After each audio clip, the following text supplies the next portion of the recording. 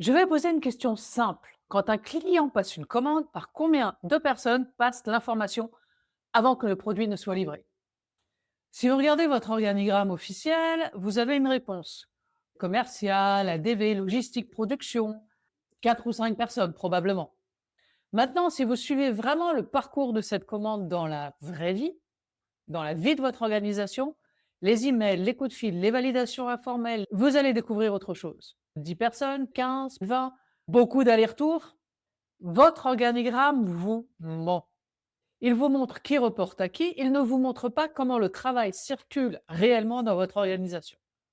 Et quand vous implémentez l'IA en vous basant sur votre organigramme officiel, vous l'implémentez potentiellement au mauvais endroit. Aujourd'hui, je vais vous montrer comment voir les vrais flux de travail dans votre entreprise et pourquoi c'est essentiel avant de déployer l'IA. Comme vous le savez, dans toute entreprise, il y a deux organisations. Il y a l'organisation formelle, c'est celle de l'organigramme, les boîtes, les lignes hiérarchiques, les fiches de poste. Et c'est ce que vous montrez aux nouveaux embauchés ou aux nouveaux actionnaires. Et puis, il y a l'organisation informelle, c'est comment les choses se passent vraiment, qui appelle qui quand il y a un problème urgent, quel logiciel on utilise parce que c'est plus rapide, qui a cette information critique. Et l'écart entre les deux peut être important et c'est ce que j'appelle le delta organisationnel. Dans une PME de 50%, ce delta peut être énorme parce que les gens contournent les processus pour aller plus vite et ils créent donc des raccourcis.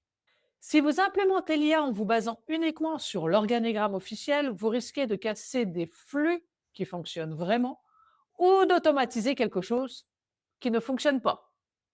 Rapidement, je vais vous montrer les trois types de flux qui n'apparaissent jamais sur un organigramme. Le premier flux caché, ce sont les validations informelles. Officiellement, c'est le directeur commercial qui valide les devis importants. Dans la réalité, avant même d'aller voir le directeur, le commercial envoie ses devis à Marie de la compta pour vérifier les marges, à Thomas de la production pour vérifier la faisabilité. Et si vous automatisez la validation du devis sans intégrer Marie et Thomas, vous risquez de créer un goulot d'étranglement ou pire, de supprimer un contrôle qualité informel mais qui fonctionne. Le flux caché numéro 2, ce sont les experts de fait. Dans chaque entreprise, il y a des gens qui ne sont pas managers, mais vers qui tout le monde, mais vraiment tout le monde se tourne pour certaines questions. Pour ça, demande à Jean-Pierre. Jean-Pierre, c'est pas le responsable de ce sujet, c'est même pas un manager, mais il est là depuis plus de 15 ans et il connaît tout sur la boîte. Ces experts de fait sont des nœuds critiques. Si vous ne les identifiez pas, vous risquez de les court-circuiter et de perdre un savoir précieux. Le feu caché numéro 3, ce sont les boucles de correction. Le processus officiel dit étape A, puis B, puis C. Dans la réalité, il y a des allers-retours constants. L'étape C révèle un problème, on revient à... Ces boucles sont invisibles dans les processus documentés, mais elles sont extrêmement importantes. Une implémentation de l'IA qui ignore ces boucles va créer beaucoup plus de problèmes qu'elle n'en résoudra. Et d'ailleurs, si vous voulez évaluer où vous en êtes dans votre transformation IA, j'ai créé un autodiagnostic, 8 questions 5 minutes, vous verrez, c'est très rapide, le lien est dans la description. Et si ce format et cette approche vous parlent, abonnez-vous. Alors pourquoi est-ce si important de comprendre les flux cachés avant de déployer? Il y a 3 risques flagrants si vous ne le faites pas. Le risque 1, c'est d'automatiser le mauvais processus. Imaginons que vous automatisez le processus officiel, mais personne ne l'utilise vraiment. Résultat, l'IA tourne à vide et les équipes continuent à travailler comme avant en parallèle. Le risque numéro 2, c'est de casser ce qui fonctionne. Les raccourcis informels existent pour une raison. Si vous les supprimez sans comprendre pourquoi ils existent, vous allez ralentir l'organisation au lieu de l'accélérer. Et le risque numéro 3, c'est de créer des résistances.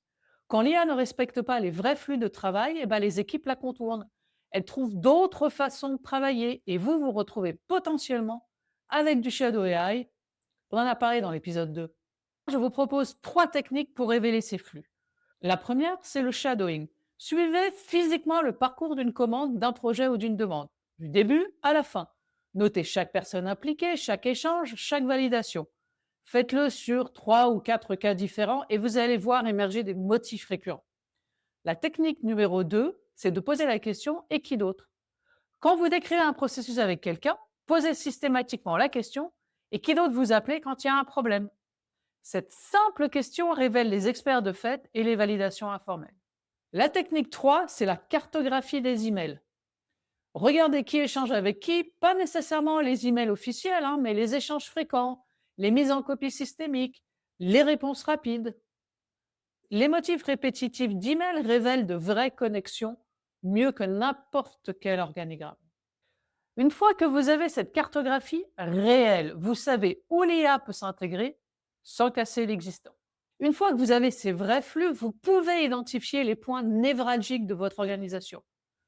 Les goulots d'étranglement, c'est-à-dire les endroits où tout le monde attend la même personne. Si Jean-Pierre est sollicité 50 fois par jour pour valider des informations, c'est un goulot. L'IA peut aider à répondre plus vite ou prendre en charge des demandes simples. Les boucles de correction récurrentes, les endroits où on revient systématiquement en arrière. Si l'étape C renvoie à l'étape A dans 30% des cas, c'est qu'il manque quelque chose à l'étape A. L'IA peut aider à collecter les bonnes informations dès le départ. Les traductions manuelles, les endroits où quelqu'un passe son temps à reformater, recopier, traduire d'un système à l'autre. C'est du temps perdu que l'IA peut récupérer. Alors, votre action cette semaine.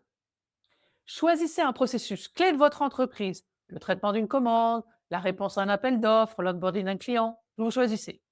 Suivez-le du début à la fin. Notez chaque personne impliquée, pas celles qui devraient l'être sur un organigramme, celles qui le sont vraiment. Vous obtiendrez ainsi les cartographies des flux réels de votre entreprise. Et si vous aimez ce format, abonnez-vous. Ainsi, vous ne manquerez aucun des prochains épisodes.